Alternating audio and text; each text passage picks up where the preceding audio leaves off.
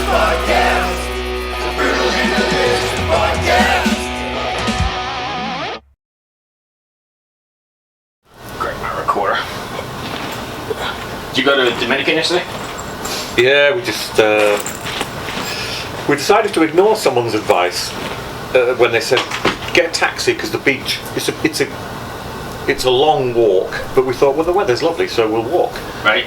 But we walked and we walked and we walked, and it was getting hotter and hotter and hotter, and we couldn't see a beach in the distance. And we just said, you know what?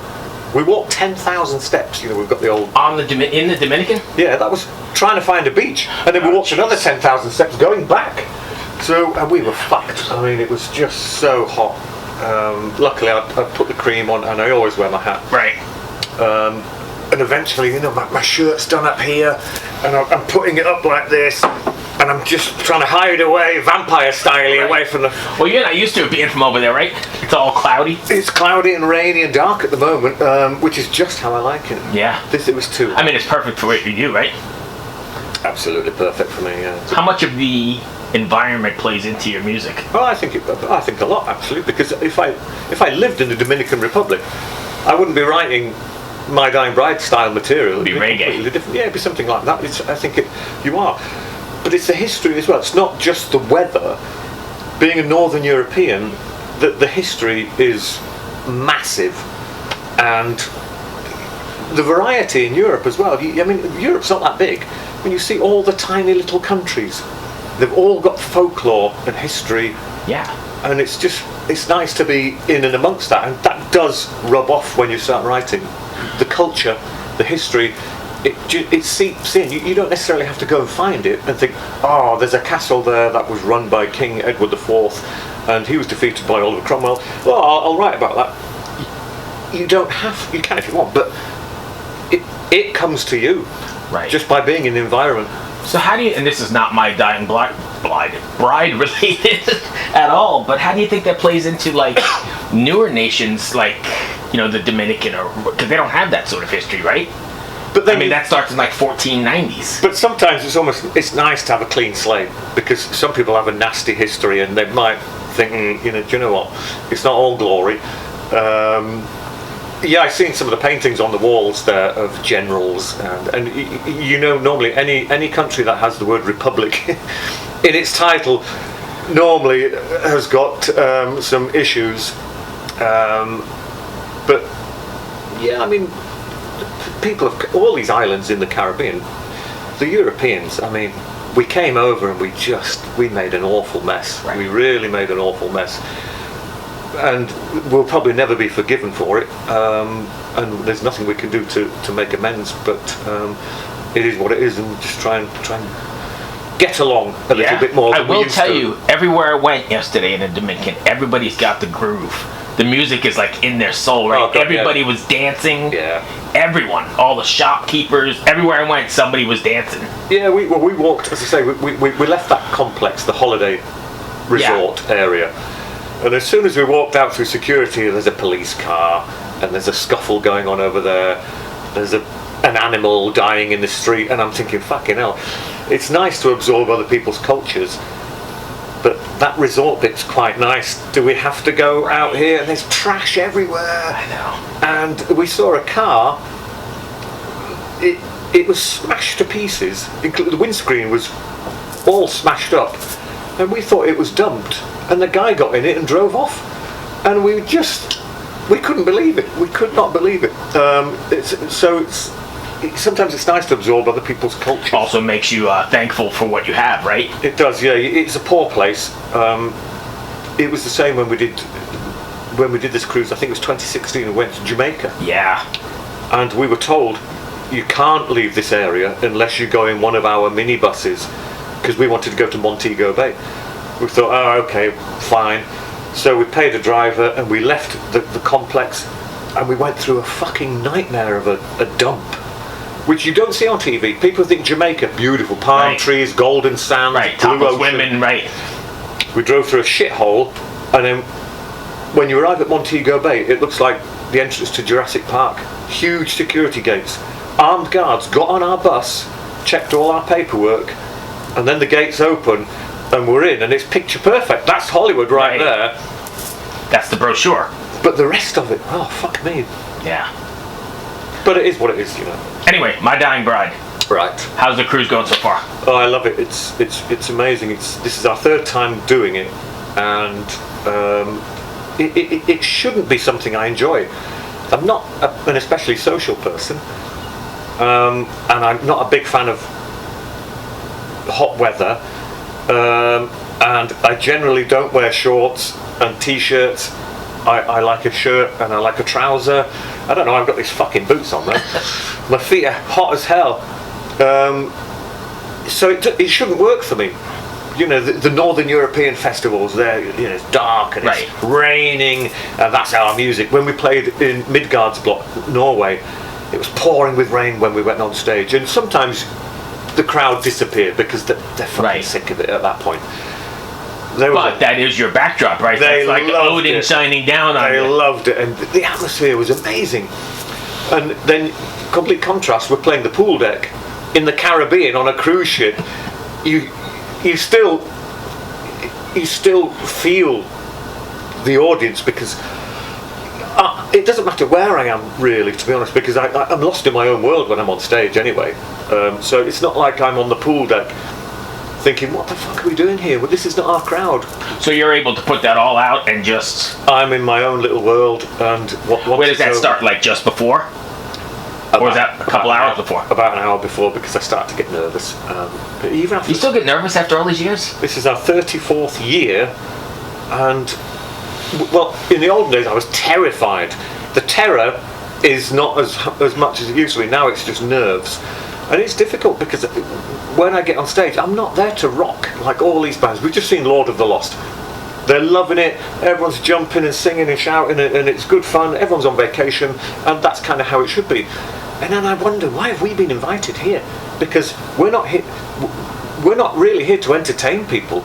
I think people come to see My Dying Bride for some sort of experience. And we don't get a lot of people punch in the air, and I'm absolutely fine with that. It doesn't bother me at all, because we're not that kind of a band.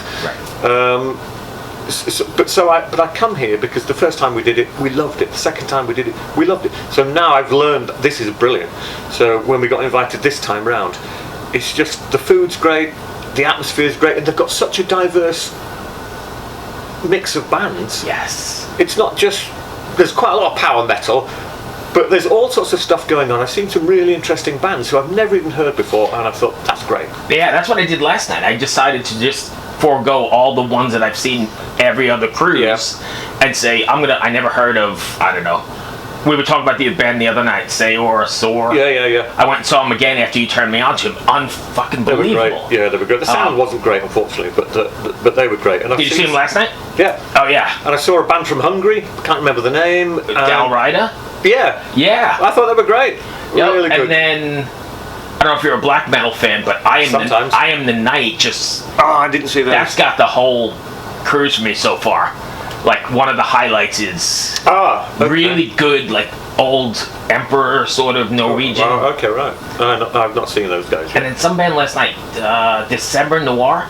Oh, I saw those as well. Wow. They were good, yeah. That was a pleasant surprise. Yeah, that was good. I was a bit worried about them to begin with, because when I went in, and I went in early to get a good seat, because I'm an old man these days, I prefer not to stand. You and me both, right? We talked about that the other day. So I went earlier, and there was hardly anyone there, and I'm thinking, they're on in 5 minutes. Where the fuck is the crowd? And I liked them very much, but there wasn't a very big audience. But that, it doesn't bother me, but I sometimes feel for bands when the audience is not that great. But then I know exactly how that feels, because when we play that theatre tonight, it's a fucking big theatre. It'll be half empty or half full, depending on... Right. And I am fully aware of that, but we are not everyone's cup of tea. We will never fill that arena, because people are here on vacation. They do not want to listen and see us moping about on stage doing what we do. So we don't fill these places.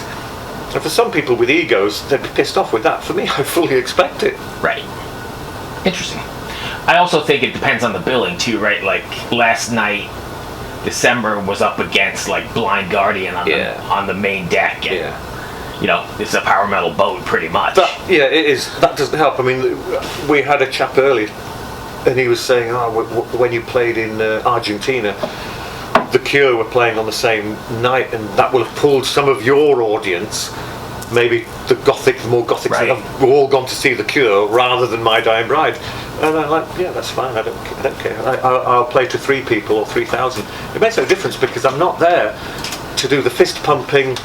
I'm not there to do the let me see you do this. I don't do any of that nonsense because that's not who you are. It's not who we are. So I have to just go through the things that I go through, and I don't care who's watching, and I don't care if we get a raucous round of applause or a polite "Who the fuck are you and what are you doing?" So then, how do you? I guess some people can qualify the show by, hey, the crowd went crazy, or hey, there was like Sodom, this many crowd surfers. How do you walk up the stage and say that was a good one? Or do you never say that? Well, for us, it's very rarely feedback from the audience. It's who fucked up on stage, or the sound quality on stage tonight was amazing. And because I'm lost in my own world, other members of the band will say, "Wow, did you see those people at the back? They were going crazy." I have no, and sometimes it'll be like, "Did you see that woman at the front? Wow, she was beautiful." And I'm like, "No, I didn't. I was oblivious to everything that was going on." Apparently, there was a fight after our performance for one of the plex. So Andy or Neil threw out a plectrum, and 2 guys are fighting for it. I never saw it. People told me afterwards because even at the end of the gig, we have nothing more to give. I can't snap out of it. So I wander off stage in a daze, and I have to do some, not breathing exercises, but in order to come back to civilization. So would you equate to like character acting, like you're in it and then... Yeah, because we came down the stairs and the fans have almost got access to you immediately. Right. And the rest of the band are signing shit, and I'm just stood behind a pillar like some stupid, like I don't know how to, I'm lost. And I'm just trying to return to reality. Decompress of some sort? Yeah, and then when I'm ready, I go and sign some stuff and have a photograph taken. Not that you're opposed, you just got to get your shit together. I don't know what posing means. I can't pose. I've become the characters I've written about. Right. And for the most part, the characters I've written about are having a torrid time. And I don't want to take on that mantle. I don't want the burdens of the characters, but it just comes out. She's going to kick me out of here, but do you have a problem with separating that sometimes in real life? No, because you an hour before we go on stage, I can feel it coming, and we don't even talk in the dressing room. You know, it's almost like we're preparing for war. You remove your daytime clothes. You start to put on. We don't dress up. You know, we don't have a uniform, but we have to detach ourselves from our daytime selves. So we literally shed our clothing, put on your stage clothing, and you start to become the band. And I start to feel the energy of the characters I've written about coursing through my veins, and it starts to make me grumpy and a little bit angry, and it's just. Needed for that persona though, right? And for the voice and for the whole thing, right? I almost wish it wasn't there. I want to go on stage and enjoy myself because I see it. Bands are loving being here. They're loving it on stage. They're loving the interaction with the audience. And I sometimes think, I want some of that. Before she nails me, is it cathartic though? It is, because about an hour after the show, I feel great. I feel absolutely great. Something's come out, and you're not a better person, but you just feel better. And you almost think, I needed that. I didn't realise it at the time, but I needed that, and now I feel better. And probably the people that are there, maybe not full place, but they probably did as well. Oh, I hope so, yeah. I do hope so. We had very positive comments. Anyone who saw the show, you know, they're like patting you on the back saying, "Oh, that was amazing." Yeah, I enjoyed it. It's incredible, yeah. So it's strange, and you just think, well, I hope you enjoyed it, because I haven't got a clue what was going on stage. And we had some technical issues as well, which don't really bother me because I don't play an instrument and I don't know how to help. So I just stand there going, "Are we going on stage yet?" So that will bother the musicians, but it doesn't bother me. And everyone seemed to think it was a great show anyway. So Yeah, absolutely. I just have to take their word for it. Well, cool. Appreciate you taking the time. Thank you. As always. Cheers. Thank you. And I'm sure I'll be hitting you up at some point for as we go through the year. Oh yeah, no problem. And I too am gonna do the selfie and be done, so she doesn't yell at me. Yeah. I had to come in twice for a sore, or however you say it.